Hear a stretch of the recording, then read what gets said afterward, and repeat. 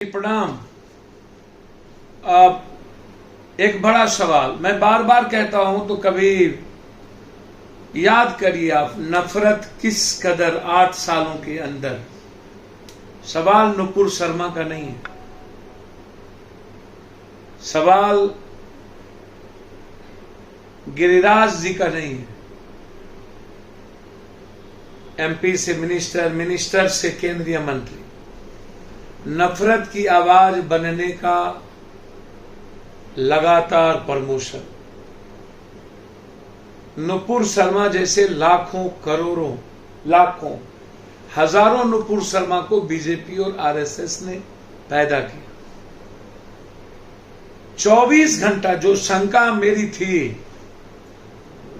इस्लाम सनातन को मानने वाले कोई लोग किसी के नफरत के बयान के बाद उदयपुर की घटना का अंजाम बिना किसी रणनीति के, बिना किसी सोची समझी साजिश के नहीं कर सकता था। मैं इस सवाल पर तब से बोल रहा हूं। कोरोना के पहले साद, याद है साद, जमायती इस्लाम के हेड साद, क्या 3 दिनों के बाद कभी साद की याद आई? नरेंद्र मोदी जी का 56 इंच का सीना ना तो आरडीएक्स पकड़ाने वाले डीएसपी का आता पता है, ना ही पुलवामा घटना के बाद आतंकियों पर कार्रवाई हुई, और ना ही कोरोना वायरस करने वाला पूर्व राष्ट्रपति अमेरिका का गुजरात आना, उस पर कोई कार्रवाई हुई। उल्टे ही मुसलमानों को कोरोना वायरस का हिस्सा बना दिया। थूक फेंकने पर पाबंद, पूरे देश का माहौल इतना गंदा किया गया कि हम सब्जी और दूध भी उसके दुकान से खरीदना नहीं चाहते थे। मोदी जी, अमित शाह जी, साद का क्या हुआ? यदि साद कोरोना वायरस के संवाहक थे तो फिर गिरफ्तारी क्यों नहीं? आप भी जानते हैं इस कोरोना वायरस में कोई साद और कोई कुछ नहीं कर सकता। फिर एक बार नफरत की किताब लिखी गई 2024 के तारीख के लिए। पूरी राजस्थान और भारत को नफरत में धकेला गया। जनाब, ये देखिए कौन है ये? भाजपा के गृह मंत्री गुलाब चंद कटारिया के साथ, या देखिए उस व्यक्ति का चेहरा जिन्होंने कत्लेआम किया है। ये भाजपा अल्पसंख्यक मोर्चा के सदस्य थे।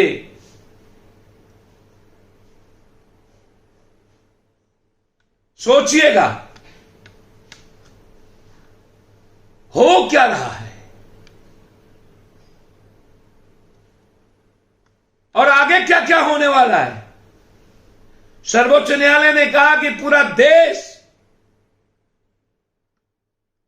नुपुर शर्मा के बयान के बाद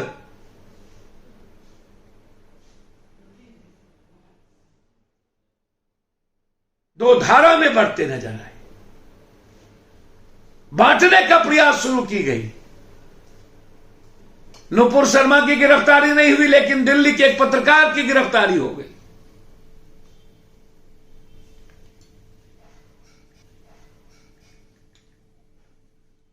हम मांग करते हैं हर परिस्थितियों में उदयपुर के जो साजिश करता है उसकी पूरी जांच एटीएस, कि भाजपा की क्या साजिश है इस घटना में, कौन कौन लोग हैं इस साजिश के पीछे, उनकी पूरी टेलीफोन लोकेशन के साथ उसका किस किस से वार्ता हो रही है। मैं बार बार कहता हूं,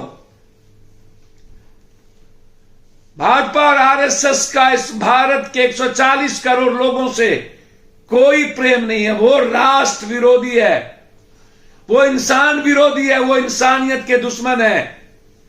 सियासत और सत्ता के लिए अपनी जिंदगी का कोई कुकर्म वो करेगा। पूरी इंडिया, पूरा भारत को नष्ट व नाबूद करना होगा तो ये लोग करेंगे, और ये इसके हिस्सेदार है। मैं सर्वोच्च न्यायालय से आग्रह करूंगा, इन की जांच खुद सर्वोच्च न्यायालय के जज के माध्यम से हो, और देश कभी माफ नहीं करे ऐसे लोगों को, तो देश को ही समाप्त करने में लगे। धन्यवाद।